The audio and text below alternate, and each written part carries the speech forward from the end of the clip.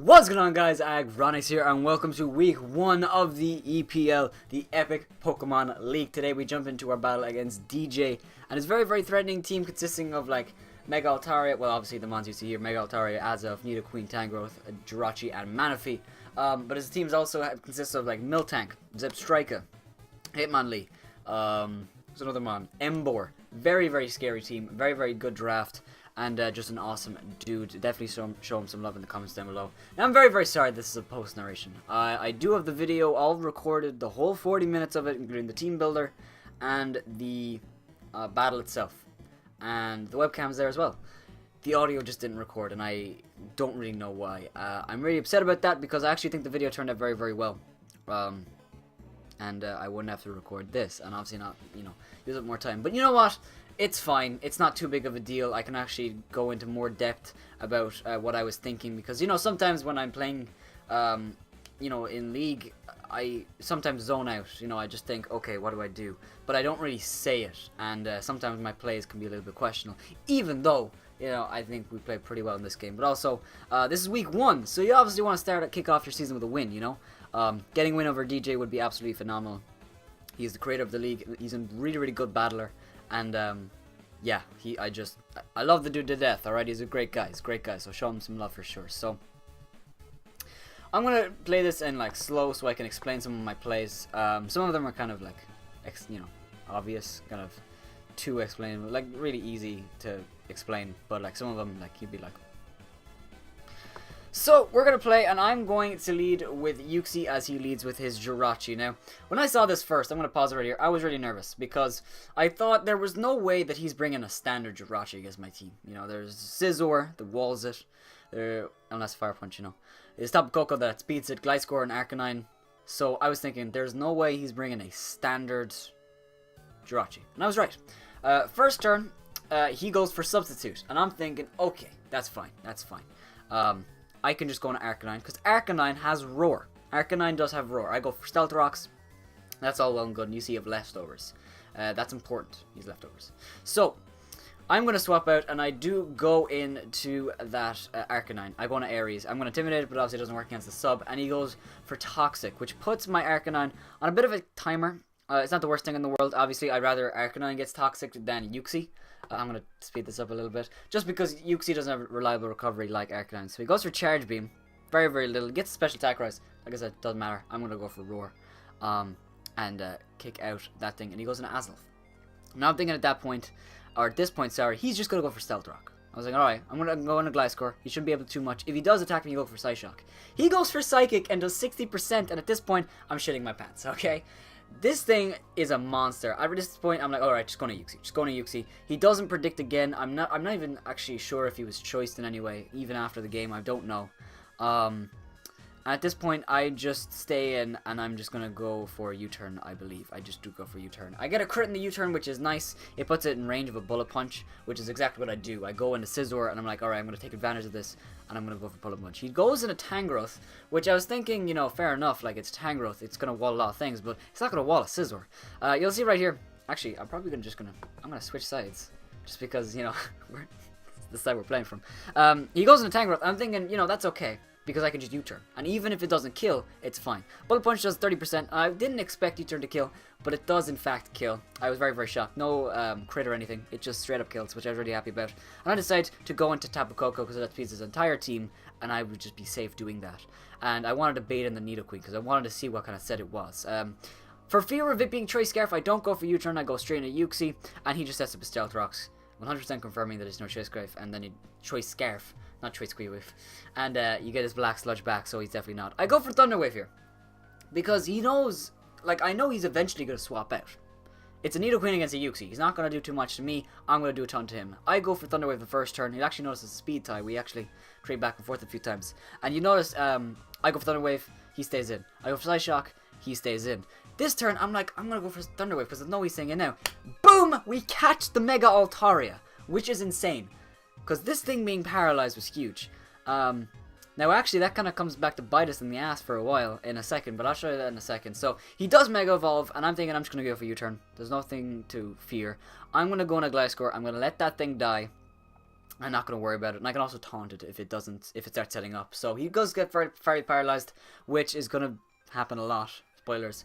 I'm going to go for taunt just because I don't want him to set up a Dragon Dance or a Cotton Guard or Roost or whatever. And he's going to get fully paralyzed again. I'm very sorry about that, dude. And at this point, I'm going to go for Defog. Now, I want to say, DJ, sorry.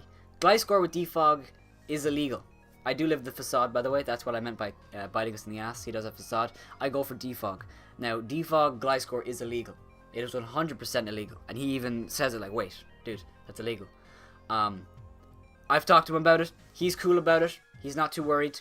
He said that it didn't make too much of a difference. It wouldn't have lost him. It wouldn't have changed the game hugely. It just would have meant differential.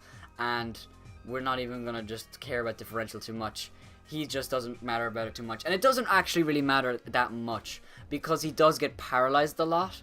So if he did attack me and my Arcanine lived with like 2%, I'm going to pause it there. I do live with like 2%, then I would say 100% yes, it did matter. But because I actually recovered instantly and he got fully paralyzed, so hacks did involve that, I don't think me devogging mattered too much. And actually, it also kind of helped him in certain ways as well. It obviously helped me way more than him, but it did help me. So, I'm going to go for Earthquake here. I just go for Earthquake. I do about 27%, which is nice. I just get fully paralyzed. Right here, I'm going to go for Taunt, because I don't want him to Roost. I just want Gliscor to die. Gliscor, die. I'm going to go for Taunt right here, as he does go for Facade, and he is going to barely miss out on the kill on my Gliscor. Now, at this point, I'm like, he's definitely swapping out right here, right? So I'm going for Earthquake again. I didn't want to predict it, but I knew it was coming. Manaphy, he does come out. And at this point, Gliscor doesn't really do anything against my team, or against, Manaphy is scary, but Gliscor doesn't really do anything for me, so I decided I'm going to go for Taunt right here. If he does go for Tail Glow, or sorry, no, I think I'll go for U-Turn. No, I went for U-Turn, sorry. I went for U-Turn, because if he does Tail Glow, he's obviously not Choice Scarf, and then I go and Tapu Koko. And if he is Choice Scarf, he'll kill me with Scald, and then I go into Tapu Koko. So no matter what, Tapu Koko is the play right here. But I do need to let Gliscor stay in here. He does go for Scald, and he's going to kill my Gliscor, which is completely fine. And you see he's leftovers as well, so he's obviously not Choice Scarf. We do go into Fury, and at this point, I just decided to click U-Turn. I knew it was risky, but I do click U-Turn right here, as he does go into Mega Altaria. I got that read right. And at this point, I'm going to go into Kyurem Black. I need Chaos. On the field right now, and Chaos, he's great. I'm gonna go for Ice Beam. No reason to predict the Jirachi, even though it's probably like a bulky set, just because there's no reason to. And I just go for Ice Beam, and I kill the Mega Altaria, which is huge. So at this point, as Elvis on the field, I'm thinking, all right, Dazzling Gleam, Fire Blast. Those are his two plays. Fire Blast predicting Scizor, even Psychic predicting Arcanine, or Dazzling Gleam try to kill my Kyurem. Now, I could have stayed in and just outraged, possibly, if I wanted to. If I didn't think he was Choice Specs, but I didn't want to risk it. And I felt like the chances of him clicking Fire Blast are so low, because I've played conservatively the whole game. I've always gone into my defensive mons. So I was thinking, alright, even if Scizor dies, it's not the worst thing in the world. You know, Mega Altaria is dead. Tapu Koko is how I win this game anyway. So I decide to do that. I do go into Mega Scizor, which is actually the best play I could have made, as he does decide to explode, which I was not expecting at all. And he is going to kill himself.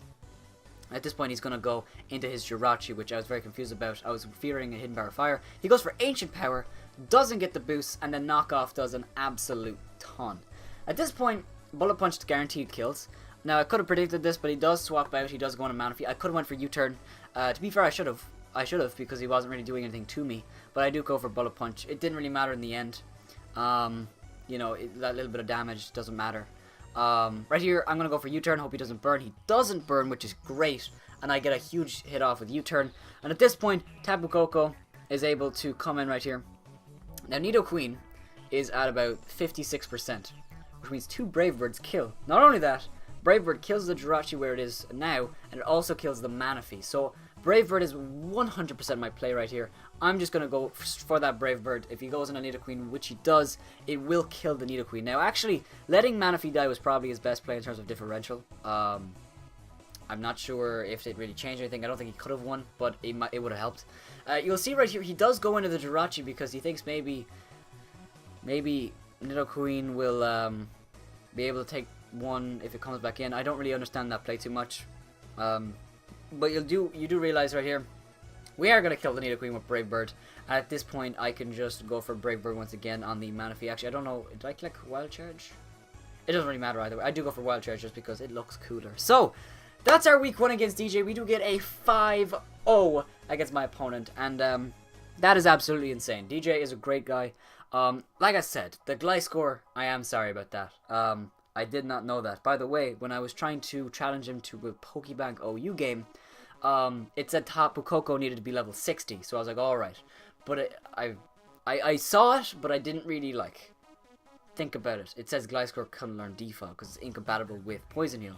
And it didn't click in my mind that, like, because I was more focused on Tapu Koko. I thought that was going to be a huge problem, but we just played custom game.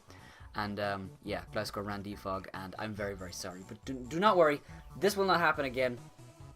We will be back very, very soon with more. Again, sorry, this is a post-narration. You know, the audio didn't record for whatever reason. I'm hoping the audio is recording right now. And the webcam looks pretty good. I think it's alright. You know, it's not the best. The quality is a little bit poor. But, you know, it just brings a new level, a new depth to the videos that I like. And I hope you guys like them too. So, we get a 5-0 in our first week, which is really, really good. We're definitely top of the group. Well, not top of the group, but like we're definitely in the top few players. Someone else got a 5-0 as well. I don't know who it was. We're basically tied with them. If you don't know, guys, there are 14 players in the league, and the top 6 go to playoffs. So we're definitely fighting for that playoff contention. I really, really definitely want to go to playoffs, especially with this team. This team was absolutely fantastic. I love this team. I love how it feels. I love how it plays. I love the balance of defensive mons and offensive mons. And we haven't even brought, you know, Milotic yet. We haven't even brought, you know, one of the best mons in my team. So I'm really looking forward to that. So if you guys are excited, make sure to have something down below first, and subscribe if you're not already, so you're a member of the Aggronix, because the Aggronix, we're just a lovely family. We're just a great people, and it's a fun old time. With that being said, have yourselves a wonderful day. Bye bye.